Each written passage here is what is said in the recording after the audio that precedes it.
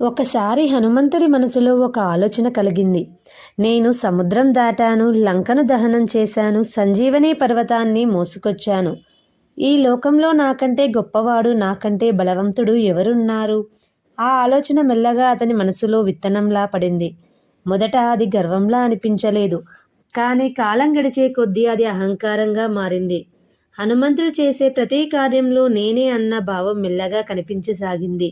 అదే సమయంలో శ్రీరాముడు హనుమంతుడి హృదయంలో మార్పును గమనించాడు. నా భక్తుడు తప్పుదారి పట్టకూడదు అని ఆయన మనసు కదిలింది. భక్తుడికి శిక్ష కాదు, బోధ కావాలి అని రాముడికి తెలుసు. అందుకే ఒక దివ్య లీలను ప్రారంభించాడు.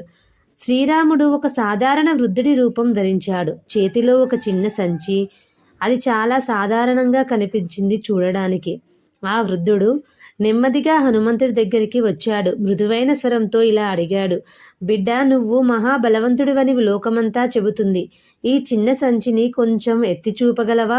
హనుమంతుడు చిరునవ్వుతో ఇలా అన్నాడు, స్వామి, నాకంటే బలవంతుడు ఈ లోకంలో ఎవరూ లేరు. ఈ సంచిని ఎత్తడం ఏంటి? పర్వతాలనే ఎత్తగలను అని చెప్పి ఆ సంచిని ఎత్తేందుకు ప్రయత్నించాడు. మొదట చిన్న ప్రయత్నం, తర్వాత గట్టిగా, ఆపై తన సంపూర్ణ శక్తిని ఉపయోగించాడు. కానీ ఆ సంచి కదలలేదు. ఒక్క అంగుళం కూడా పైకి లేవలేదు. హనుమంతుడి ముఖంలో ఆశ్చర్యం, గుండెల్లో తొలిసారి సందేహం. ఇది ఎలా సాధ్యమని మనసులో ప్రశ్న.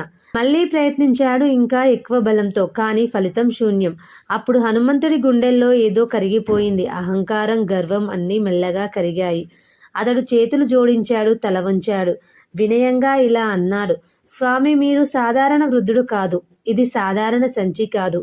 మీరు ఎవరు? దయచేసి చెప్పండి. అప్పుడే ఆ వృద్ధుడి రూపం కరిగిపోయింది. ఆ స్థలమంతా దివ్య కాంతితో నిండిపోయింది.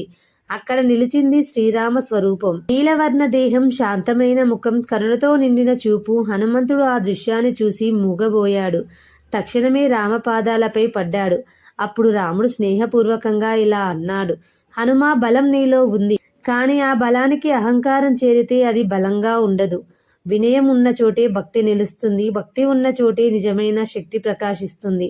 ఈ మాటలు హనుమంతుడి హృదయాన్ని తాకాయి. అతని కన్నుల్లో భక్తి కన్నీళ్లు. ప్రభు, నేను ఉన్నది మీ సేవ కోసమే. నా శక్తి నా కోసం కాదు, మీ నామం కోసం అని ప్రార్థించాడు.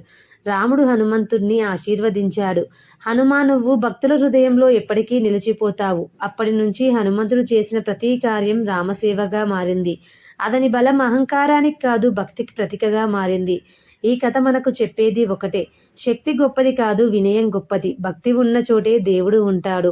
ఈ వీడియోని లైక్ చేసి షేర్ చేయండి. అలాగే మరిన్ని మంచి భక్తి వీడియోల కోసం ఈ ఛానల్ని సబ్స్క్రైబ్ చేసుకోండి. జై హనుమాన్ అని కామెంట్ చేయండి. Thank you for watching.